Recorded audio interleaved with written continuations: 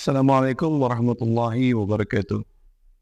Bismillah, walhamdulillah, wassalatu wassalamu ala rasulillah, Sayyidina Muhammad ibn Abdillah, wa ala alihi wa sahbihi wa man wala wa Allah la quwwata illa billah. Hadirin, hadirat, pemirsa Al-Khairat Milenial, channel Pondok Pesantren Putra Darat Pusat Palu yang kami hormati. Malam ini kita akan membahas atau melanjutkan tentang ketika seseorang batal puasanya, maka wajib untuknya mengqadha atau mengganti. Nah, kadang-kadang kewajiban seseorang itu hanya mengganti saja. Namun, terkadang juga wajib melakukan atau wajib mengeluarkan yang namanya fidyah. Nah, kita akan bahas di sini ada beberapa hal yang kadang-kadang qadha dan fidyah, kadang-kadang qadha saja, kadang-kadang fidyah saja. Yang pertama, ma yalzamu fihi al-qadha wal fidyah, itu dia wajib qadha dan fidyah. Isnani ada dua. Pertama, al-iftar li khaufin ala ghairihi. Dia berbuka karena takut sebab yang lain atau bukan karena diri, karena orang lain. Seperti apa? Kafitril hamil li khaufiha ala janiha. Seperti orang yang sedang hamil, dia takut kalau seandainya dia berpuasa akan terjadi apa pada janinnya, maka dia wajib qadha nantinya dan fidyah. Dan tidak dosa. Wal murdi li khaufiha ala radhiha. Begitu juga orang perempuan yang sedang menyusui, apabila dia puasa, itu dia akan mengkhawatirkan kepada bayi yang sedang disusui.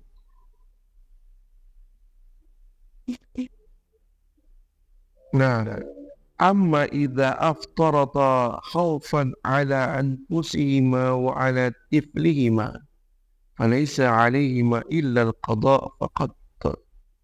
Namun apabila rasa takut tersebut bukan karena janin atau karena bayi saja, tapi khawatir akan dirinya. Jadi dua, dia takut akan dirinya terjadi apa-apa dan janinnya yang sedang untuk orang yang hamil atau yang sedang menyusui dengan bayi yang disusui, maka dia tidak wajib fidyah, hanya wajib qadha. Berikutnya, al-iftar ma'a ta'khiril qadha ma'a imkanihi hatta Ramadan akhar bila udhrin aini. Ini biasanya perempuan ketika dia batal puasanya, maka karena haid dia wajib qadha. Dia tunda sampai muncul Ramadan berikutnya. Maka setelah melewati Ramadan tersebut, dia mengganti mengqadha puasanya, dia wajib juga mengeluarkan fidyah.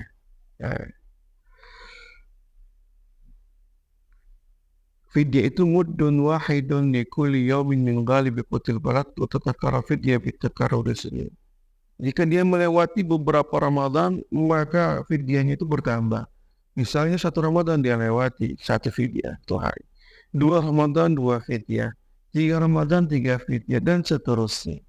Jadi wa tatakarrur fidyatu bitakarrur sinin. Dan fidyah itu berulang-ulang sesuai dengan berulang-ulang tahun yang ia lewati.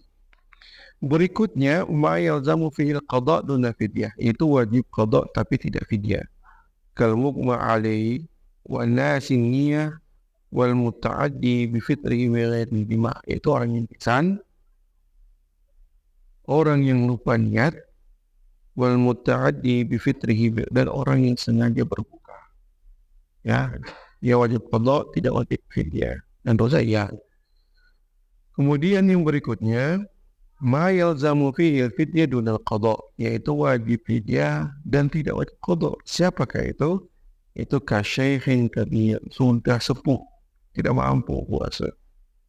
Wal marid alladhi la yurja bur'uhu, dan seorang yang sakit dan tidak diharapkan kesembuhannya. Berikutnya, ma la yalzamu fihi qadha wal fidyah.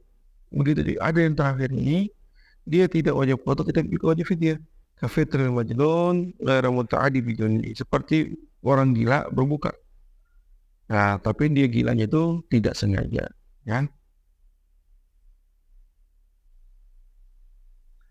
Nah, ini ada tambahan pembahasan, ya. Jadi wajib qada ma'al imsak minal ghurub. Dia wajib qada, akan tetapi dia tidak boleh makan, minum sampai tenggelamnya matahari. Ya, ada beberapa masalah. Yang pertama, ala muta'addin bi fitrihi, orang sengaja berbuka, dia buka makan tanpa ada udzur, dia tidak boleh lagi makan, dia tetap wajib menahan dari makanan. Jika dia makan, dia dosa lagi. Iya, qadanya tetap satu, tapi dosanya bertambah. Dia minum, dosa lagi, dan seterusnya. Yang kedua, ala tariki niyati lailan walau sahwan. Berbeda juga orang yang tidak niat pada malam hari. Malam itu dari tenggelamnya matahari sampai terbitnya fajar, itu harus ada niat situ. Terserah mau niat di mana. Biasanya setelah sholat tarawih. Ala yang ketiga, ala man tasara dhanna baqalan fa bana lahu. Ini tidak dosa. Itu orang yang menyangka bahwa malam itu masih ada, kemudian dia sahur. Ternyata sangkaannya berbeda daripada kenyataan, ternyata sudah fajar. Yang keempat, ala man aftara dhannan ghurub fa bana lahu, begitu juga. Nah, ini penting sekali ini. Ala man aftara dhannan ghurub. Orang yang berbuka menyangka bahwa telah tenggelamnya matahari, ternyata belum tenggelam matahari. Ini biasa terjadi ketika muadzin itu mengumandangkan adzan belum masuk waktunya, maka dia menanggung semua orang yang berbuka sebelum waktu tersebut. Makanya perlu diperhatikan oleh penanggung atau pegawai syara masalah ini. Kenapa? Karena puasanya tidak sah, wajib qada. Kemudian alaman bana lahu yauma salasin min Sya'ban annahu min Ramadan, begitu juga. Ternyata dia pikir masih 29 30